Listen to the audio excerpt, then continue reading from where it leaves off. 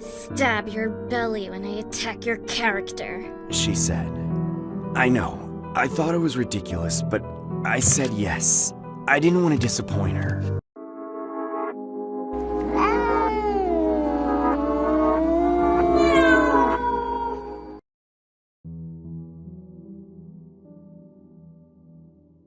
I really like playing video games.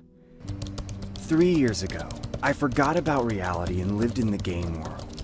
I wanted to go inside, decorating my character and thinking of it as me. I was obsessed with the world and the people I met in the game.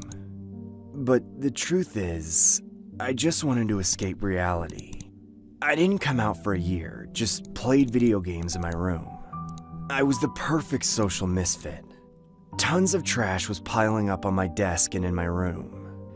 Even if I knew my mother was crying, I didn't go out. One day, I made a friend in the game. She seemed like a really sweet person.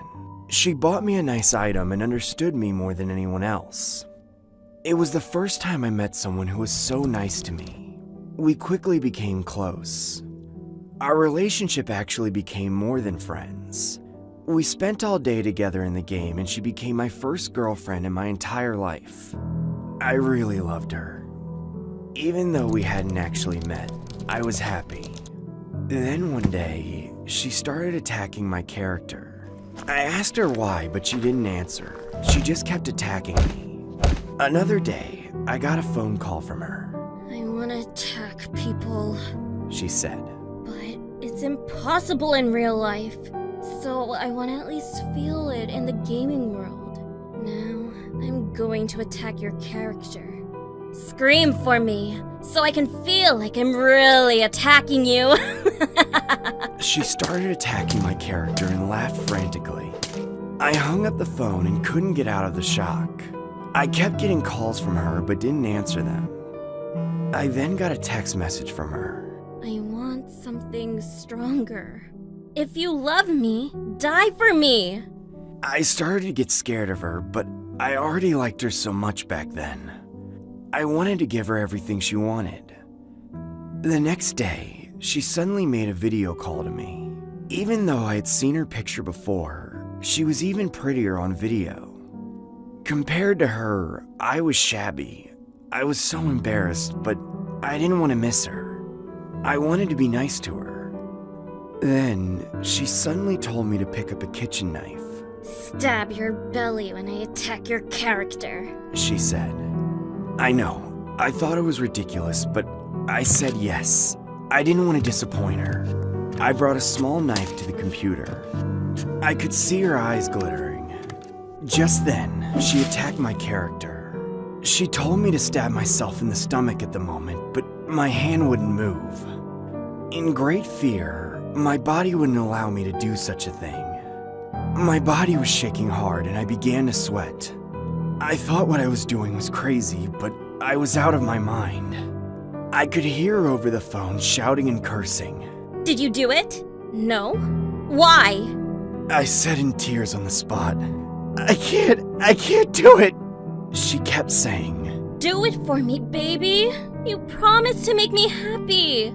And this is what will make me happy. Just close your eyes and do it. And let me hear your painful groans. I tried again but failed. No matter how much I loved her, I couldn't do this. She started to curse at me again. We ended up arguing for hours on end. My body was all sweaty, and she said she wouldn't see me again if I didn't do it. I thought about hanging up the phone and breaking it off with her, but I was also afraid I would never see her again. After a few attempts, I stabbed myself with a kitchen knife when her character attacked me. A dizzying pain surged, and just then, I heard her laugh. You finally did it! Watching me clench my stomach in pain, she laughed madly. I felt blood flowing down from my belly and my vision getting fuzzy. She smiled at the sight of me like that. I'm so excited! This is thrilling!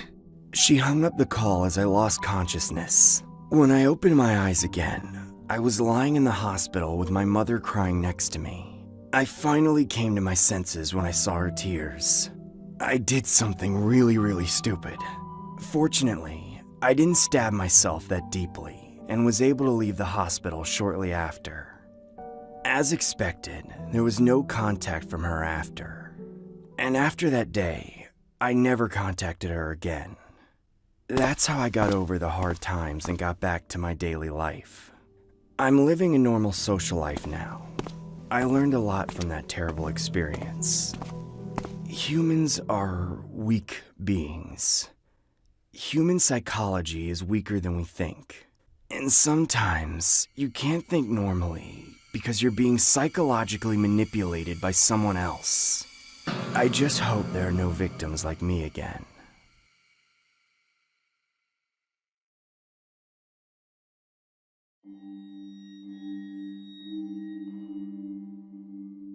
When you think of Counter-Strike Global Offensive, the last thing you'd think of was a horror story. But yet, here I am. It was the summer of 2014 and I was bored and home alone, so naturally I hopped on CSGO. I went to Dust Online to play some casual. It wasn't a very busy lobby, there was about 5 people on each side. I joined Terrorist, where I quickly discovered the only other person with a mic was a guy whose name was something like Smarties McFlurry. He sounded a lot older than me, I was 14 at the time. His name was Dave and we got along well and we played good together since we had the same number of skill. We eventually played more CSGO together and then friended each other on Steam. After that, he asked for some of my social media and I gave him my Discord and Snapchat. Then on CSGO, Dave suddenly said he had to leave and we could play more tomorrow. So I got off and watched some TV and eventually went to sleep on the couch. I was home alone for the night. At like 1 a.m., I awoke and got a glass of water. Then I heard a Snapchat notification from my phone. Curious as to who was sending snaps at this time of night, I picked it up and saw it was from Dave. I opened it, and it was a picture of my front lawn and house. The phone and the glass of water fell from my hands to the floor and my heart began to race. I was suddenly frozen, as if rooted to the spot. The darkness around me seemed to become thicker, and I swear I was seeing shadows all around me. Then I heard a knock at the glass. I turned to the back window and there he was, the Dave guy, who looked a lot older and creepier than me. Without thinking, I ran to the back door, locked it. I also locked the front door. I could hear him calling to me through the window. Then I proceeded to run to the only windowless room, the bathroom. I stayed in there for about an hour, shaking and fearing the worst.